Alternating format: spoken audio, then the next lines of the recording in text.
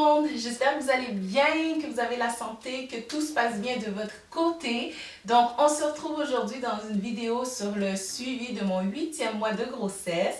On est rendu là les filles, on y est, c'est la fin. Je suis vraiment contente de vous partager cette vidéo-là. J'ai quand même plein de choses que j'ai le goût d'aborder avec vous aujourd'hui, fait que on entre tout de suite dans le vif du sujet.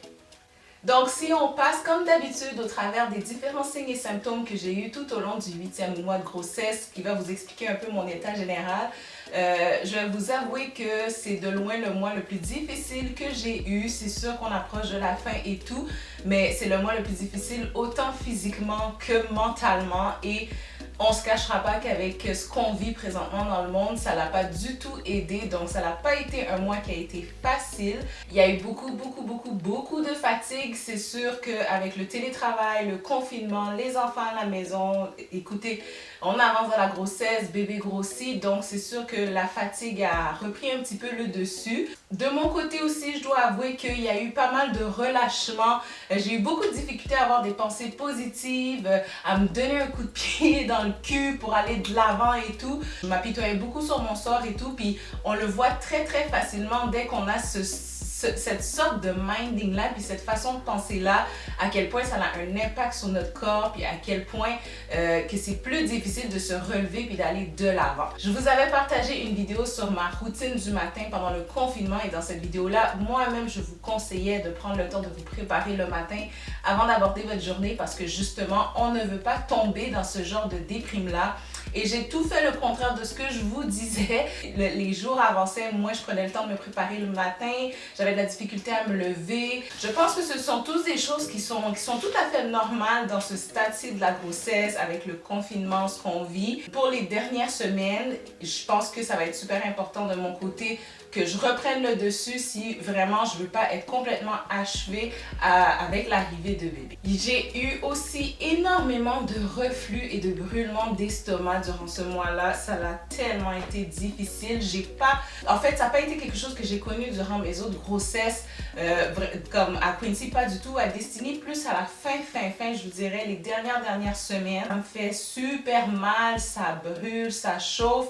J'arrive à les calmer en buvant du lait froid, mais parfois même ça n'arrive pas à passer. Je me rappelle pas si je vous avais dit que à mon bum day précédent, je pense pas, c'était pendant le 8e mois, ma sage-femme m'avait recommandé de continuer à prendre du fer parce que mon taux de fer était toujours limite, borderline, donc elle m'a juste suggéré de continuer à le prendre pour pouvoir le garder à un bon niveau jusqu'à la fin de la grossesse. Ce que je fais, mais oh my god, ça me fait tellement mal, ça vient me déchirer l'estomac. Tu sais, c'est sûr que je le prends de la façon qui est la mieux recommandée, soit avec un jus d'orange le matin, sans avoir rien mangé avant, fait que ça tombe directement dans mon estomac, ça fait tellement mal.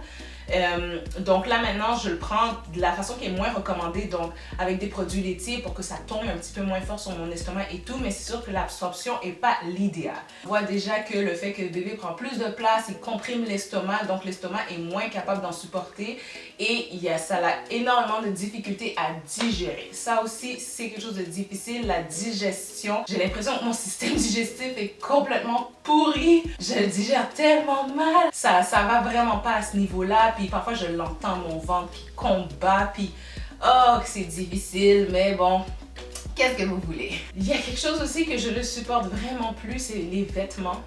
Tout simplement, même les vêtements de maternité que j'ai ne me font plus, je suis serrée dans tout. Quand je dors la nuit avec un pyjama ou même juste un chandail, je suis marquée de partout lorsque je me réveille le matin. Je supporte plus rien. Donc là, présentement, je porte un hoodies à mon mari, la chose la plus confort au monde. C'est vraiment dans des vêtements comme ça que je suis bien. Des choses loose, des choses amples qui me collent vraiment pas à la peau. Et même là, on s'entend enceinte, je fais pas exprès de mettre des affaires qui me collent à la peau, mais j'ai l'impression que je compresse mon bébé encore plus avec dès qu'un vêtement me touche la peau, c'est super inconfortable. Mes leggings de maternité, mes pantalons de maternité qui ont malgré tout la bande, je ne les supporte pas non plus. Je suis obligée de plier la bande parce que de toute façon, elle n'arrive plus à faire sa job parce que mon ventre est juste trop gros. J'arrive plus à m'habiller. Je suis vraiment rendue dans un stade où est-ce que je veux juste retrouver mon corps puis recommencer à porter des vêtements normaux. Et voilà, vraiment là. Hey, je chiale vraiment beaucoup dans cette vidéo, je m'excuse. Vous savez, j'ai un énorme ventre, on s'en parle depuis le début de la grossesse, donc les douleurs au dos sont bien sûr présentes. Avec le télétravail toute la journée, j'essaye de changer de place dans la maison, c'est quand même un avantage de ne pas être au bureau.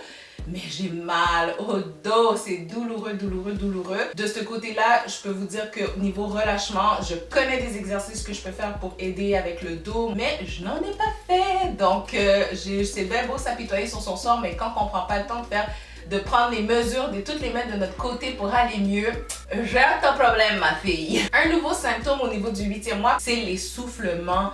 Je suis essoufflée à rien. Juste en vous faisant la vidéo comme ça, c'est essoufflant pour moi. Me déplacer de point A à B dans la maison, c'est essoufflant. On essaye de prendre des marches avec les enfants aussi une fois de temps en temps.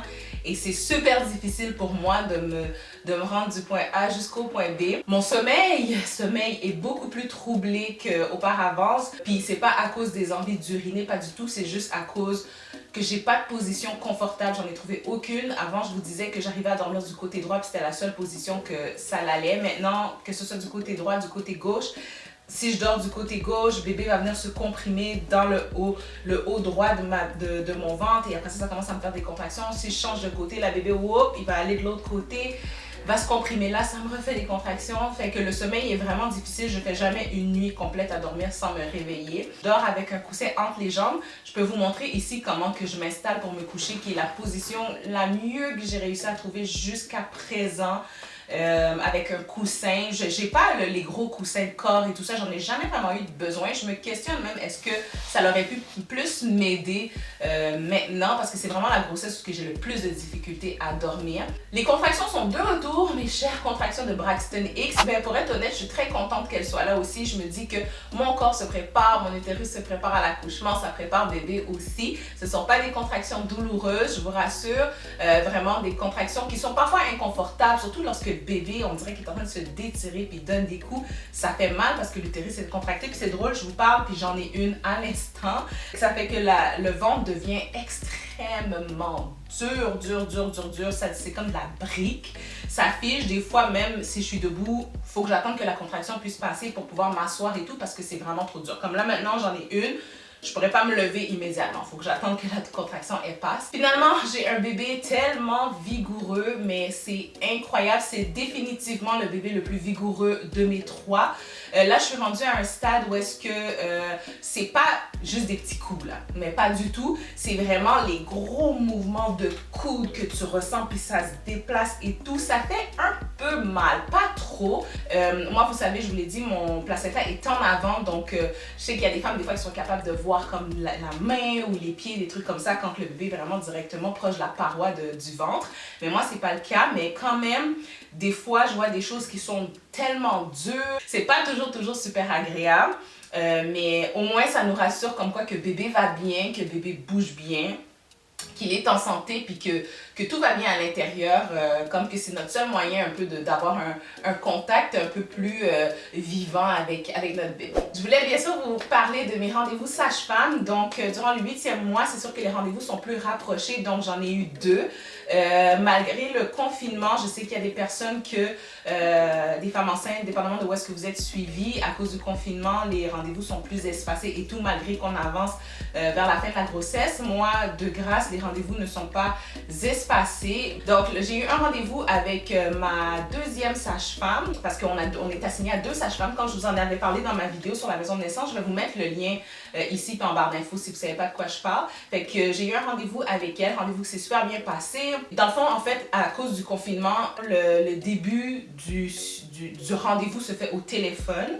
Donc, tous les questionnements et tout. Et après ça, on rentre dans la maison de naissance et on fait vraiment juste qu'est-ce qui est la palpation, l'écoute du cœur, la prise de mon pouls à moi, s'il y a des prises de sang à faire, des tests, tout ça, on les fait et après ça, on quitte. Fait que dans le fond, un rendez-vous à la maison de naissance, dans mon cas, dure habituellement 1 heure. Puis c'est surtout si tu as un bon échange avec ta sage-femme et tout, tu as des questions et tout ça. Là, ce rendez-vous-là a duré vraiment juste 15 minutes parce que c'est sûr qu'on veut réduire le plus que possible le temps qu'on est à l'extérieur, puis ils veulent qu'on rentre à la maison rapidement. Mais le rendez-vous s'est bien passé. Bébé a toujours la tête par en bas. Je me rappelle pas si je vous l'avais dit. c'est que bébé avait la tête par en bas. Mon hauteur utérine est toujours plus haute que mon nombre de semaines entre 2 et 3 cm, mais rien d'alarmant. Malgré que bébé a la tête en bas, c'est que j'ai l'air d'avoir énormément de liquide amniotique, ce qui causerait le fait que j'ai une plus grosse hauteur utérine. Il faut que je sois à l'écoute du fait que bébé pourrait se revirer et avoir la tête par en haut. Si ça l'arrive, parce que là je suis quand même rendue à 36 semaines, c'est important que j'en informe ma sage-femme. Donc ce qu'on peut faire dans ce temps-là, c'est une version. Dans le fond, c'est vraiment une manipulation de la part du médecin ou de la sage-femme pour faire changer le bébé de position et avoir la tête par en bas pour pouvoir avoir un accouchement par la tête et non pas par le siège. Moi, les sages-femmes de ma maison de naissance ne font pas de version. Donc, si bébé remonterait la tête par en haut, il faudrait que j'aille à l'hôpital. L'hôpital assigné à ma maison de naissance et ce serait une technique qui serait faite par un médecin. Moi, j'ai beaucoup entendu de femmes dire à quel point c'était quelque chose qui était douloureux. Donc, j'espère vraiment ne pas avoir à vivre ça. J'ai toujours eu des bébés, mes 3 grossesses, des bébés qui ont eu la tête par en bas très rapidement, malgré qu'il restait énormément de place dans le bedon. Ils sont jamais revenus par en haut. Priez pour moi les filles, j'ai vraiment pas envie d'avoir cette manipulation-là, d'aller déplacer mon bébé pour le remettre à la bonne place. Fait qu'on continue à se prier, à se croiser les doigts que bébé garde vraiment la tête par en bas. Je suis vraiment pas inquiète pour être très honnête. Là. Mon deuxième rendez-vous sage-femme, c'était avec ma sage-femme principale que j'adore. Donc, comme que je l'ai dit, début du rendez-vous au téléphone et après ça, rendez-vous avec elle pour les mêmes choses qu'on a faites au rendez-vous précédent. Donc, palpation et tout ça. Par contre, à ce rendez-vous-là, j'avais mon test de la streptocoque. Bon, donc, c'est un test qui se fait entre la 35e et la 37e semaine de grossesse. Si vous êtes suivi à l'hôpital, souvent c'est un test que le médecin va faire directement comme en faisant un examen vaginal ou quoi que ce soit. Ils vont faire le prélèvement. En fond, c'est un prélèvement à l'aide d'une tige au niveau du vagin et au niveau de l'entrée du rectum. Ça se fait super rapidement. Moi, c'est ce que j'ai eu à Quincy et à Destiny. Ici, à la maison de naissance, c'était à moi de faire le prélèvement par moi-même à la salle de bain. L'objectif, c'est de détecter si on serait porteuse parce que c'est quelque chose qu'on peut développer enceinte du streptocoque de groupe B.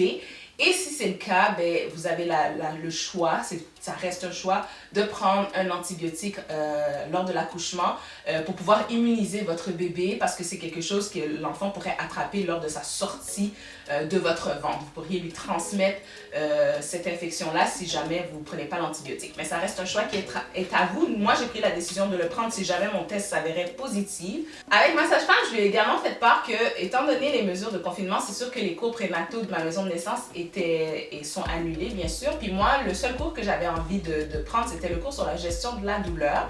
Fait que j'en ai parlé avec ma sage-femme, puis elle a vraiment été un ange de me faire un petit cours 101 sur la gestion de la douleur. Je pense que la vidéo va être trop longue si je vous en parle dans celle-ci. Fait que si vous êtes intéressé que je vous en parle dans une autre vidéo, puis peut-être même après l'accouchement, vous parler comment que je l'ai vécu et tout, je pense que ça pourrait être intéressant. Fait que dites-moi ça dans les commentaires. Mais elle m'a partagé beaucoup de techniques, surtout avec la visualisation, la pensée positive. Moi, je suis quelqu'un qui croit beaucoup à ça, à la visualisation, la pensée positive, que quand tu as vraiment un mindset qui est positif, ça t'amène des choses positives, mais quand tu as un mindset un peu plus négatif et tout, ça t'amène des choses qui sont un petit peu plus négatives. En dernier point, je vais vous montrer ma petite bédaine qui est toujours aussi grosse. Et voilà. Et voilà, je ne sais pas si vous la voyez comme il faut. Belle grosse bedaine de 36 semaines qui est grosse comme ça parce que je suis certaine que c'est parce que j'ai vraiment beaucoup de liquide amniotique. Et c'est pas que j'ai un gros bébé, je pense pas. Je fais des bons bébés quand même, là. Je fais des bébés de presque 8 livres. En fait, Destiny faisait 7.8, Quincy faisait 8.1. Je m'attends vraiment à faire un bon bébé de cette bonne taille-là aussi. Donc voilà, c'est ce qui conclut ma vidéo sur mon 8e mois de grossesse. J'espère que vous l'avez apprécié. N'hésitez pas à venir me rejoindre en privé, qu'on puisse échanger, que je puisse vous rassurer, qu'on puisse vraiment se rassurer mutuellement. Comme que je vous l'ai dit, si vous avez des questions quelconques, n'hésitez pas à les mettre dans les commentaires. Ça me fait toujours plaisir de vous répondre. Donc, si vous n'êtes pas abonné à mes réseaux sociaux, Facebook, Instagram, ils sont toujours affichés à l'écran et je les mets également en barre d'informations. Et d'ici ma prochaine vidéo, je vous envoie une belle dose d'amour. Portez-vous bien et je vous dis à la prochaine. Ciao tout le monde!